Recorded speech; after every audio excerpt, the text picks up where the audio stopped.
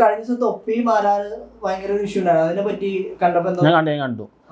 അതിൽ മാരാറിനെ കുറിച്ച് ഒരുപാട് ആരോപണം ഞാൻ കേൾക്കുന്നുണ്ട്. മാരാർ പേഴ്സണലി എനിക്ക് മാരാറിനോട് അടുപ്പമുണ്ട്. കാരണം ഞാൻ നിത്യബിലിച്ച് വന്നവരെ എന്നെ സപ്പോർട്ട് ചെയ്തതാണ്.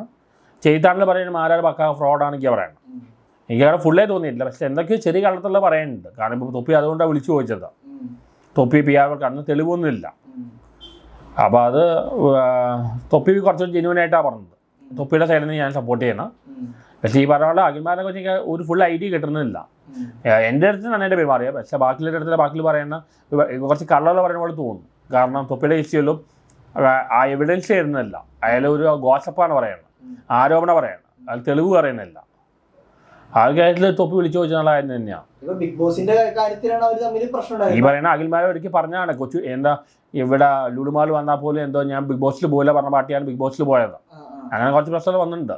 ബിഗ് ബോസിൽ ഒരിക്കലും പോയില്ല പറഞ്ഞ പാർട്ടിയാണ് ഈ അഖിൽമാരാണ്. അങ്ങനെ പറഞ്ഞ പാർട്ടിയാണ്. കുറച്ച് അവസരവാദിത്തം കാണിക്കുന്നുണ്ട്. അത് ഡോക്ടർ റോബിൻ ഇവരെല്ലാം പറഞ്ഞിട്ടുണ്ട്. അല്ല, ഇവരുടെ ഒരു ജീവിത നിലവാരം വളർത്താൻ ഏറ്റവും കൂടുതൽ സഹായിച്ചു. അവര് സാമ്പത്തികമായിട്ടും സൊസൈറ്റി പേര് സഹായിച്ചിട്ടുണ്ട്. അതുകൊണ്ടാണ് ഇവർ പോയിരിക്കണം. ഇവർക്ക് ഇത്രയും ഒട്ടും ഫേമസ് ആയിട്ടുള്ള ആൾക്കാരുടെ വളരെയധികം ഫേമസ് ആയി. ലക്ഷ്മികൾ ഭയങ്കര അറിയപ്പെടുന്ന ആളായില്ലേ, വളരെ ഫേമസ് ആയി. ഇവരെക്കാളും പോപ്പുലാരിറ്റി ഉള്ളവരാണ് ഞാനും പെരേരയിലേക്ക് പറഞ്ഞത്. ഞങ്ങളുടെ എടുത്തിട്ട് പോലും ഇല്ല. ഞാൻ പോകാത്തുണ്ട്. പക്ഷെ പെരേര എന്താണ് അവർ വിളിക്കാതെ മനസ്സിലാവാനില്ല. അല്ല, അവര് ടെസ്റ്റ് കഴിച്ചു. ഒരു ടെസ്റ്റിലാ പാസ്സായി. അത് തോറ്റുപോയാ അത് പറഞ്ഞാൽ കവർ ചെയ്ത് പറയണ്ട. അത് തോറ്റുപോയി. ഞാൻ വെച്ച് വയൽക്കാലായിട്ടിൽ കയറുമെന്ന്. കയറി കഴിഞ്ഞ പ്രശ്നം പറഞ്ഞാൽ അവിടുത്തെ പെണ്ണുങ്ങൾക്ക് പറഞ്ഞ ബുദ്ധിമുട്ടായിരിക്കും. പിന്നെ ഇവൻ ഒടുക്കത്തെ തീറ്റപ്രാന്താണ്. ബിരിയാണി കിട്ടില്ല. പിന്നെ അവൻ ദിലീപിന്റെ ഫാനാണ്, ദിലീപേട്ടന്റെ ഫാനാണ്. ചിലപ്പോൾ ലാലേട്ടൻ തെളിവിളിക്കാൻ സാധ്യതയില്ല. കാര്യങ്ങൾ കയ്യിൽ വിട്ടുപോകും. അതുകൊണ്ടൊക്കെ കൊണ്ടുപോകാൻ തോന്നുന്നു. കാര്യങ്ങൾ കയ്യിൽ വിട്ടുപോകും.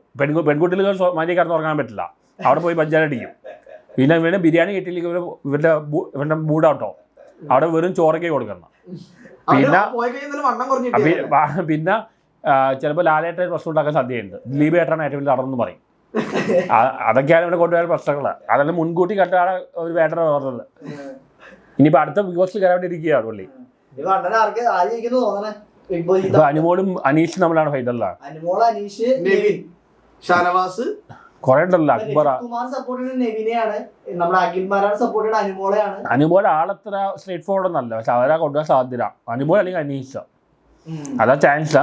അനുമോൾ അത്ര സ്ട്രേറ്റ് ആയിട്ട് ചിന്തിക്കുന്ന ആളൊന്നല്ല. കാരണം അന്ന് ഒരു ചോദിച്ചു പെരേര ആരാണ് ചോദിക്കുക അത്ര. പക്ഷെ അവർക്ക് PR വർക്ക് ഉണ്ടെങ്കിൽ പറയണം. അനുമോൾ അല്ലെങ്കിൽ അനീഷ് രേണുസുതി ഉണ്ടെങ്കിൽ അവർ ജയിച്ചാണ്. അവരെ ഇടക്കിട്ട് പോയി. അവർ പിന്നെ രണ്ടാമത് വിളിച്ചു തോന്നുന്നു അല്ലേ? രേണുസുതി ബിഗ് ബോസിനെ കുറിച്ച് ഒരു മിസ്റ്ററി ഉണ്ട്. ചിലപ്പോൾ സ്ക്രിപ്റ്റഡ് ആണ് അല്ല പല പറയുന്നത്. പക്ഷെ അതിന് മെന്റലി വളരെ ടഫായുള്ളവർക്കേ പിടിച്ചിരിക്കാൻ പറ്റുള്ളൂ. എല്ലാവരും ട്രിഗർ ചെയ്യൂല, എല്ലാവരും തല്ലാൻ വേണ്ടി ശ്രമിപ്പിക്കൂലേ. അല്ലെങ്കിൽ എന്തായാലും നിൽക്കാൻ പറ്റുന്ന സ്ഥലമല്ല അത്. പെരേര ആൾക്കാർക്ക് പോയാൽ പിടിച്ചിരിക്കാൻ ബുദ്ധിമുട്ടാണ്. ഉണ്ടാക്കി വിളിക്കാത്തത്. അതിന്റെ ആകെ മനുവിനെ എത്തിപ്പോയി. അത് കിട്ടില്ല. അതിന് വേണ്ടിയാണ് ഈ കോമാത്ര മുഴുവൻ കാണിച്ചോണ്ട് നടന്നത്. എങ്ങനെയല്ല. പക്ഷെ ഇമാർക്ക് ഈ ഗ്യാങ്ങിന് ആർക്കും എങ്ങനെ സിനിമയിൽ കയറണം, എങ്ങനെ ബിഗ് ബോസിൽ കയറണം അറിയില്ല. ഇപ്പോൾ കുറേ സ്പൂഫ് ചെയ്ത് നടക്കുകയാണ്. ഇവർക്ക് ഒരു ഐഡിയ ഇല്ല. ഇപ്പോൾ ആട്ടായ ആയാലും വിഷു വെച്ചാലും. ഈ പെരയുടെ കാര്യം പറഞ്ഞു. അവൻ വൈറലായി 2 ആഴ്ച കഴിഞ്ഞിട്ടാണ് ബിഗ് ബോസ് വന്നത്. അപ്പോൾ അവൻ എന്നോട് ചോദിക്കാം ബിഗ് ബോസിൽ കയറാൻ പറ്റുമോ. വൈറലായിട്ട് 2 ആഴ്ച ആയിട്ടുള്ളൂ.